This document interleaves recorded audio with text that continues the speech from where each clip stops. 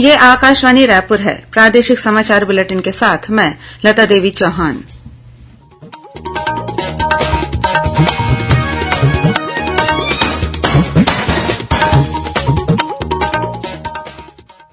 और अब पेश है आज के मुख्य समाचार। प्रधानमंत्री नरेंद्र मोदी ने आज दुर्ग में कहा कि प्रधानमंत्री गरीब कल्याण अन्न योजना को अगले 5 साल के लिए और बढ़ाया जाएगा। कांग्रेस नेता राहुल गांधी ने जगदलपुर और खरसिया तथा उत्तर प्रदेश के मुख्यमंत्री योगी आदित्यनाथ ने भानुप्रतापपुर, डोंगरगांव और कवर्धा में ली चुनावी सभाएं।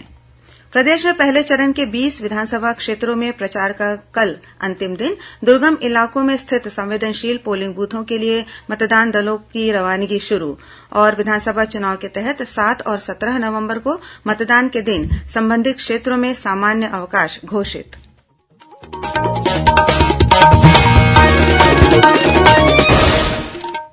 अब समाचार विस्तार से।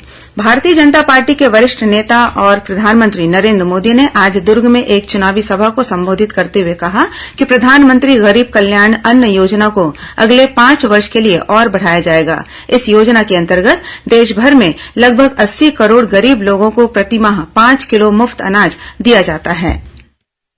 भाजपा सरकार ने प्रधानमंत्री गरीब कल्याण अन्न योजना शुरू की। इस योजना की वजह से आज भी छत्तीसगढ़ के लाखों गरीबों को मुफ्त चावल और चना मिल रहा है। प्रधानमंत्री गरीब कल्याण अन्न योजना सरकार के हिसाब से इस दिसंबर में पूरी हो रही है। देश के 80 करोड़ गरीबों को मुफ्त राशन देने वाली योजना को भाजपा सरकार अब अगले 5 साल के लिए और बढ़ाएगी। प्रधानमंत्री ने कहा कि केंद्र की भारतीय जनता पार्टी सरकार की सबसे बड़ी प्राथमिकता गरीब कल्याण है। श्री मोदी ने आरोप लगाया कि विपक्षी दल गरीबों के बीच जातिवाद का जहर घोलकर उनकी एकता को तोड़ना चाहते हैं। उन्होंने कहा कि छत्तीसगढ़ की कांग्रेस सरकार ने बीते 5 वर्षों में करोड़ों रुपए के घोटाले किए हैं और राज्य की जनता कांग्रेस सरकार के भ्रष्टाचार से पीड़ित है। छत्तीसगढ़ में हाल ही में प्रवर्तन निदेशालय ईडी द्वारा की गई कार्रवाई का जिक्र करते हुए श्री मोदी ने कहा कि छत्तीसगढ़ की कांग्रेस सरकार और मुख्यमंत्री को यह बताना चाहिए कि महादेव ऐप सट्टा घोटाले में दुबई में बैठे आरोपियों के साथ उनके क्या संबंध हैं। प्रदेश में विधानसभा चुनाव का प्रचार अभियान चरम पर है। कांग्रेस और भाजपा सहित अन्य राजनीतिक दलों के नेता और उम्मीदवार प्रचार में जुटे हुए हैं। इसी कड़ी में कांग्रेस के वरिष्ठ नेता और सांसद राहुल गांधी ने आज जगदलपुर और खरसिया में चुनावी सभाएं ली। इस मौके पर श्री गांधी ने कहा कि कांग्रेस ने आदिवासियों से किया हर वादा निभाया है। वहीं प्रदेश के किसानों की कर्ज माफी सहित उन्हें धान का सर्वाधिक मूल्य दिया गया है। किसान न्याय योजना के तहत प्रदेश के किसानों को 23,000 करोड़ रुपए दिए गए हैं। इसी तरह मुख्यमंत्री भूपेश बघेल कल राजनांदगांव जिले के सुकुल, दैहान, मोतीपुर और मोहारा क्षेत्र में पार्टी प्रत्याशियों के पक्ष में प्रचार करेंगे।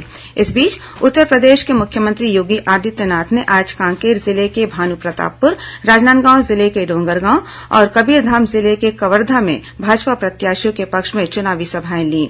दूसरी ओर आम आदमी पार्टी के संयोजक और दिल्ली के मुख्यमंत्री अरविंद केजरीवाल तथा पंजाब के मुख्यमंत्री भगवंत मान ने आज कवर्धा में पार्टी प्रत्याशी के पक्ष में प्रचार किया। प्रदेश विधानसभा चुनाव के पहले चरण के तहत 20 विधानसभा क्षेत्रों में 7 नवंबर को मतदान होगा। भारत निर्वाचन आयोग ने मतदान की सभी तैयारियां पूरी कर ली हैं। प्रथम चरण में जिन 20 विधानसभा क्षेत्रों में मतदान होना है वहां चुनाव प्रचार का कल अंतिम दिन है। इस बीच पहले चरण के मतदान के लिए माओवाद प्रभावित दूरस्थ क्षेत्रों में मतदान दलों की रवानगी का सिलसिला शुरू हो गया है। सुकमा जिले में आज कुछ मतदान दलों को हेलीकॉप्टर से रवाना किया गया। जिले के अंदरूनी इलाकों में स्थित मतदान केंद्रों तक अगले 2 दिनों के भीतर 42 मतदान दलों को हेलीकॉप्टर से भेजा जाएगा। वहीं बीजापुर जिले के संवेदनशील इलाकों में भी कुछ मतदान दलों को आज हेलीकॉप्टर से रवाना किया गया। जिले में 34 मतदान दलों को हेलीकॉप्टर की मदद से मतदान केंद्रों तक पहुंचाया जा रहा है। प्रदेश में विधानसभा चुनाव के तहत 2 चरणों में 7 और 17 नवंबर को मतदान के दिन संबंधित क्षेत्रों में सामान्य अवकाश घोषित किया गया है। इस संबंध में राज्य शासन के सामान्य प्रशासन विभाग द्वारा आदेश जारी कर दिया गया है। प्रदेश विधानसभा चुनाव में मतदाताओं को अधिक से अधिक संख्या में भाग लेने के लिए निर्वाचन आयोग द्वारा लगातार जागरूकता कार्यक्रमों का आयोजन किया जा रहा है। इसी कड़ी में कोंडागांव जिले के कोकोड़ा जुगानार में लोगों को मतदान के प्रति जागरूक करने के लिए दौड़ प्रतियोगिता का आयोजन किया गया। इस अवसर पर ग्रामीणों ने मतदान हमारा अधिकार है का नारा लगाते हुए दौड़ लगाई। वहीं राजनांदगांव जिले में शिवनाथ नदी के तट पर मतदाता जागरूकता के लिए दीपोत्सव मनाया गया। इस दौरान रंगोली बनाकर और दीप जलाकर लोगों को मतदान के लिए प्रेरित किया गया। प्रादेशिक समाचार आप आकाशवाणी रायपुर से सुन रहे हैं। श्रोताओं, चुनाव लोकतंत्र का पर्व होता है और इसमें सहभागिता हम सबका धर्म है। छत्तीसगढ़ की मुख्य निर्वाचन पदाधिकारी रीना बाबा साहेब कंगाले ने छत्तीसगढ़ के सभी मतदाताओं से अपील की है कि वे विधानसभा चुनाव में अपने मताधिकार का प्रयोग अवश्य करें। मेरी सभी मतदाताओं से ये अपील रहेगी कि एबर वोट देने जाओ जी, चुनावी त्योहार मनाओ जी। अवश्य रूप से आइए और इस त्योहार में अपनी सहभागिता दें और पूरी कर्तव्य निष्ठा के साथ में इस जिम्मेदारी का निष्पादन करें।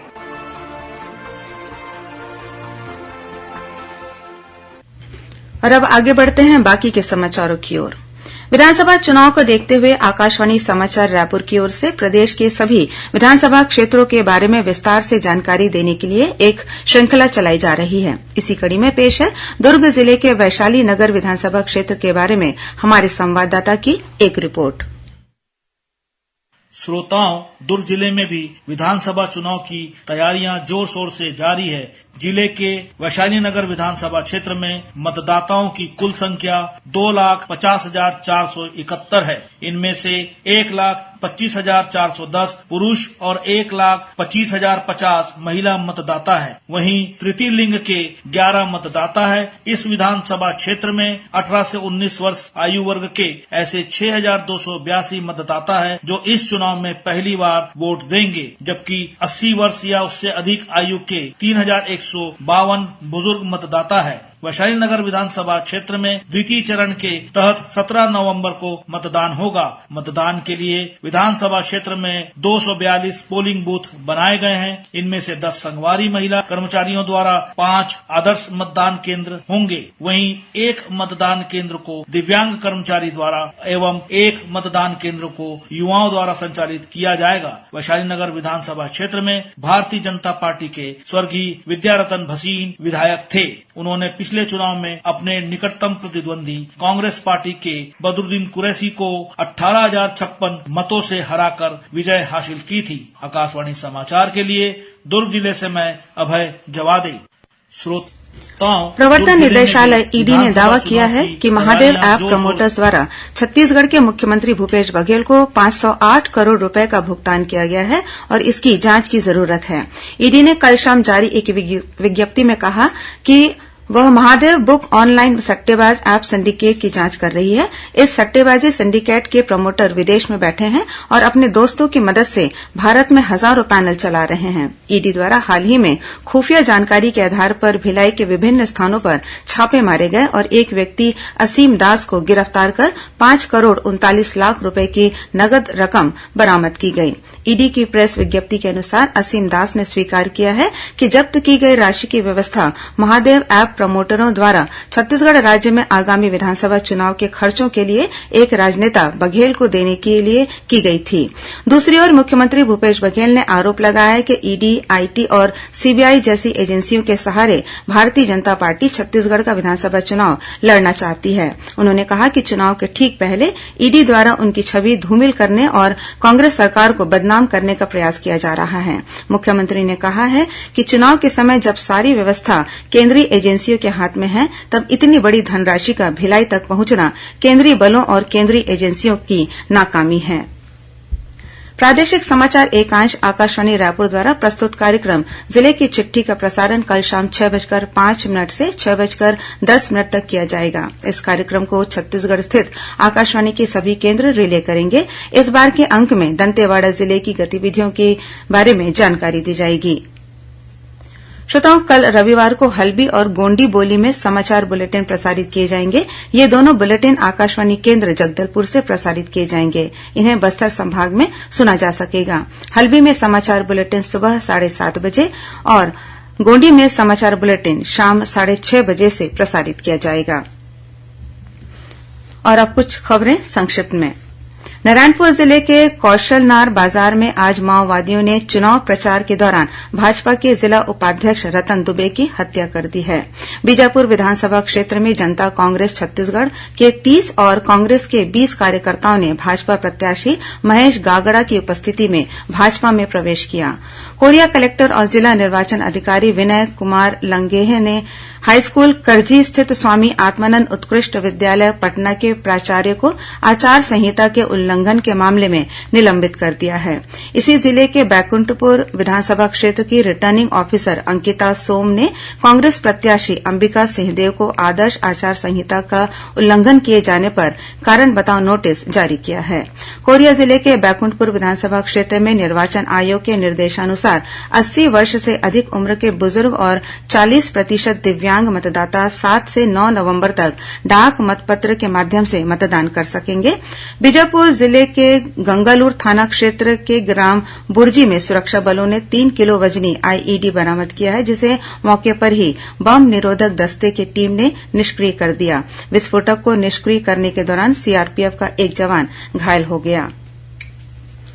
Consortium of national law universities ने शैक्षणिक सत्र 2024 के लिए common law admission test CLAT के आवेदन की तिथि 10 नवंबर तक बढ़ा दी है। बलरामपुर पुलिस ने चौकी बलंगी के पास एक ट्रक से बड़ी मात्रा में विस्फोटक सामग्री बरामद की है, जिसकी कीमत लगभग 42.5 लाख रुपए बताई गई है। इस मामले में 2 आरोपियों को गिरफ्तार किया गया है।